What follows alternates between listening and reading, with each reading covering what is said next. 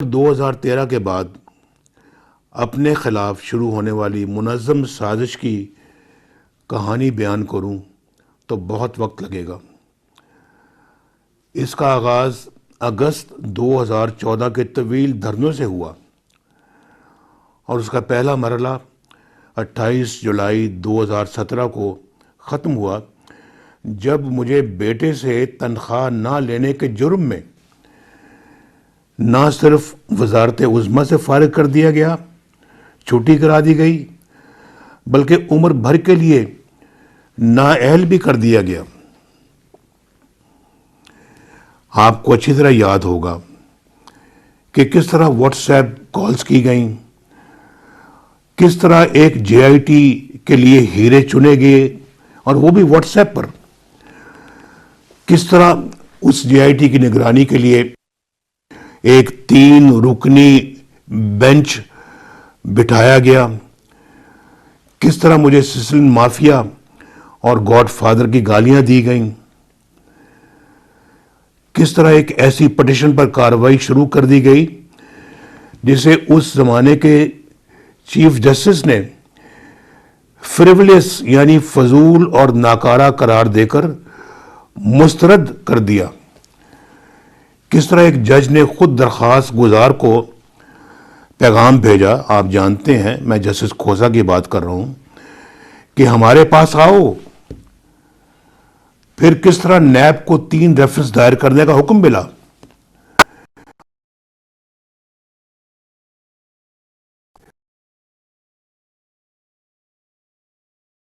जज जिसने मुझे सजा दी थी, उस बेंच का वो हिस्सा था जज, एहतसाब अदालतों पर वो खुद ही मॉनिटर बनकर बैठ गया। किस तरह मतलूबा फैसले हासिल करने के लिए सीनियर जजों के घर जाकर धमकियां दी गईं। मेरे बुजुर्गों, भाइयों, बहनों, ये सारी बातें रिकॉर्ड पर आ चुकी हैं। इस शर्मनाक खेल के सारे किरदारों के चेहरे भी बेनकाब हो चुके हैं। वहां से हक और सच की गवाहियां सामने आ गई हैं, जो हमारे गुमान में भी नहीं थी, वहमो गुमान में भी नहीं थी। ये सब अल्लाह का करम है, क्योंकि मैंने अपना मामला तो अल्लाह पर छोड़ दिया था, और आपको याद होगा मैंने कहा था मैं अल्लाह पर छोड़ता हूं। और आज बेगुनाह करार दिए जाने के बाद जब मैं पीछे पलट कर देखता हूं तो मसाइब, मुश्किलात और आजमाइशों का लंबा सिलसिला नजर आता है। मैं तवील अरसा जेल में रहा, अपनी बेटी के हमरा सैकड़ों पेशियां भुगती, इल्जामात थोपे गए, गालियां खाई, किरदार कुशी हुई, लेकिन मेरे ये जख्म हर रोज ताज़ा होते हैं कि मैं अपने वालिद मोहतरम की मैयत को कंधा ना दे सका। मैं अपनी वालदा मोहतरमा का ताबूत कब्र में नहीं उतार सका। मैं जिंदगी के हर लम्हे में सहारा देने वाली अपनी अहलिया के साथ वक्त न गुजार सका, जबकि वो इस दुनिया से रुखसत हो रही थी। अल्लाह ताला ने हमें ये गम बर्दाश्त करने की हिम्मत और तौफीक अता फरमाई। आज भी मेरी यही दुआ है कि अल्लाह ताला हमें ये नाकाबिल तलाफी नुकसान बर्दाश्त करने की हिम्मत और तौफीक दे।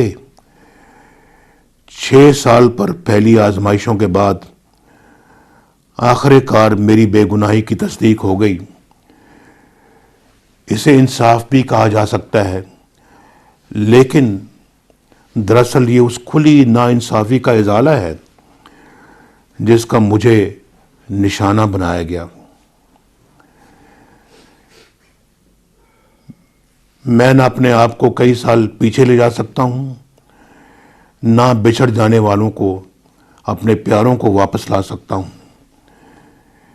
फिर भी आप सबकी तरह मेरे लिए खुशी का मकाम है कि झूठ, फरेब और साजिशों की कली खुल गई और सच सामने आ गया। लेकिन मेरे वतन के वासियों, मैं मुसलसल 6 साल से ये बात सोचता रहा कि मुझसे दुश्मनी करने वालों ने मेरे पाकिस्तान को क्यों निशाना बनाया। मेरे अवाम का क्या कसूर था, उनको क्यों निशाना बनाया। चलें, किसी लाडले को लाने के लिए मुझे हटाना, झूठे मुकदमात में फंसाना और सजाएं दिलवाना जरूरी था, लेकिन पाकिस्तान को किस जुर्म की सजा दी गई, पाकिस्तान के अवाम को किस गुनाह की सजा दी गई, उनका क्या कसूर था। उस पाकिस्तान को क्यों मुआशी तबाही में धकेल दिया गया जो मेरे जमाने में 6.1% की शरह से तरक्की कर रहा था। उस पाकिस्तान को क्यों सजा दी गई जो फाटफ के वाइट लिस्ट में आ चुका था। उस पाकिस्तान को क्यों भकारी बना दिया गया जो IMF से निजात हासिल कर चुका था। हमने IMF को खुदा हाफिज कहा था, आपको याद होगा। लेकिन उस पाकिस्तान को एक बार फिर अंधेरों में धकेल दिया गया, जिसमें 12,000 मेगावाट बिजली पैदा करके लोड शेडिंग को खत्म कर दिया गया था। आपको याद है कितना बड़ा ये एक जिम्मेदारी थी जो हमने अदा की आपकी खातिर, आपके बच्चों की खातिर। तो आज उस पाकिस्तान में सरमायाकारी क्यों रुक गई जहां हम CPEC की शक्ल में $50 अरब से जायद की सरमायाकारी चीन से लेकर आए थे। उस पाकिस्तान को फिर क्यों दहशतगर्दी का गढ़ बना दिया गया जहां से दहशतगर्दी को हमने कुचल दिया था। याद होना चाहिए आपको। पाकिस्तान की उस करेंसी की कीमत यानी रुपए की कीमत क्यों मिट्टी में मिला दी गई जो खित्ते में सबसे मुस्तहकम थी। हमारी करेंसी सबसे मजबूत थी।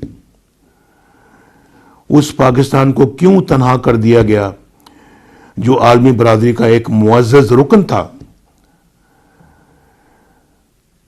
और मेरे भाई और बहनों, आज मेरे दिल और दिमाग में ये सवाल अंगारे की तरह सुलग रहा है कि आपका क्या कसूर था, आपने ऐसा क्या गुनाह किया कि आपको मुझसे भी ज्यादा शदीद, मुझसे भी ज्यादा संगीन सजाएं दी गई।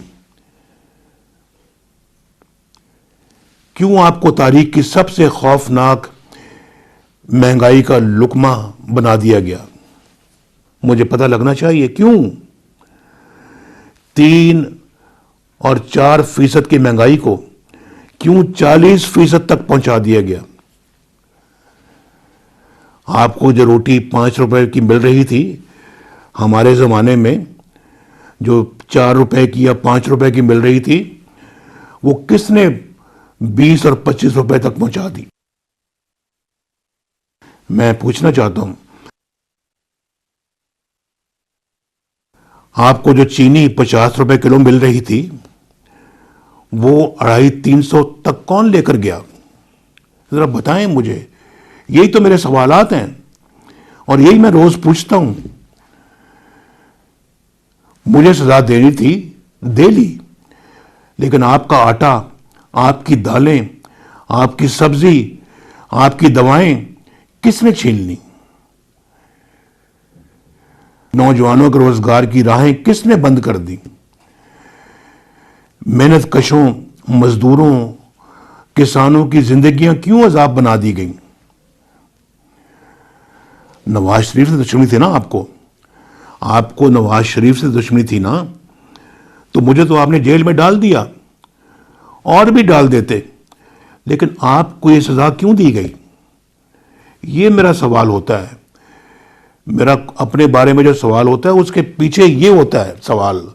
असल सवाल ये है कि आपके घरों के चूल्हे क्यों बुझा दिए गए।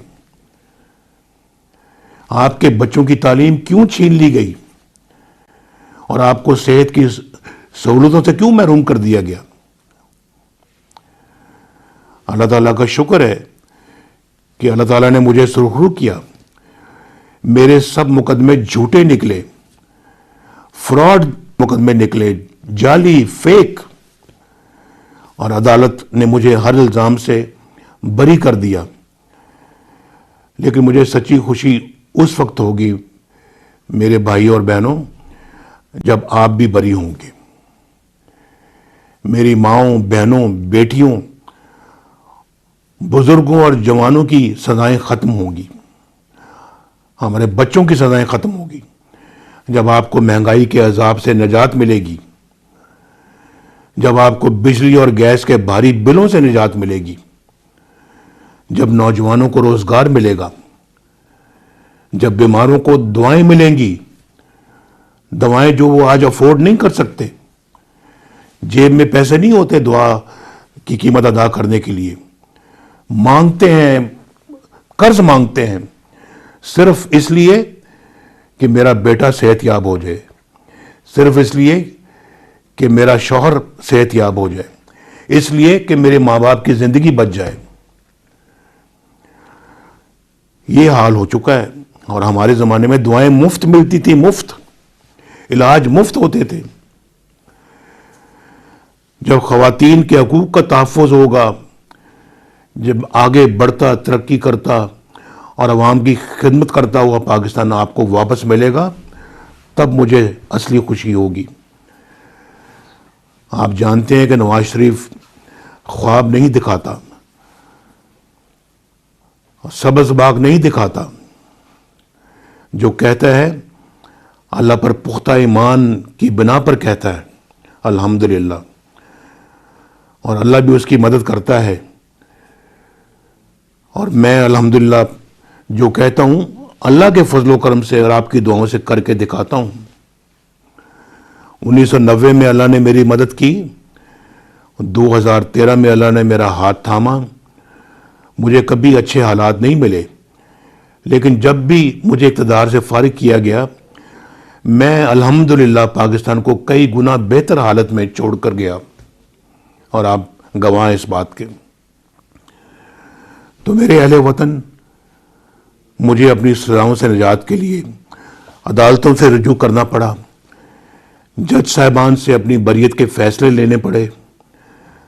आपको किसी अदालत में नहीं जाना, आप खुद अदालत हैं। आपने किसी जज को दरख्वास्त नहीं देनी, आप खुद जज हैं। इंशाअल्लाह मुझे मालूम है कि आप 8 फरवरी को अपनी जजमेंट ज़रूर सुनाएंगे, एक खुशहाल पाकिस्तान की, एक तरक्की याफ्ता पाकिस्तान की, और आप अपनी जजमेंट सुनाएंगे, अपनी बरियत का फैसला आप खुद करेंगे। खुद ही आपने अपनी सज़ाओं का खात्मा करना है, और मुझे यकीन है कि आप अपना मुकद्दर बदलने की भरपूर सलाहियत रखते हैं। अल्लाह ताला हम सब का हामी नासर हो। फिर मिलेंगे इंशाअल्लाह। खुदा हाफ़िज़।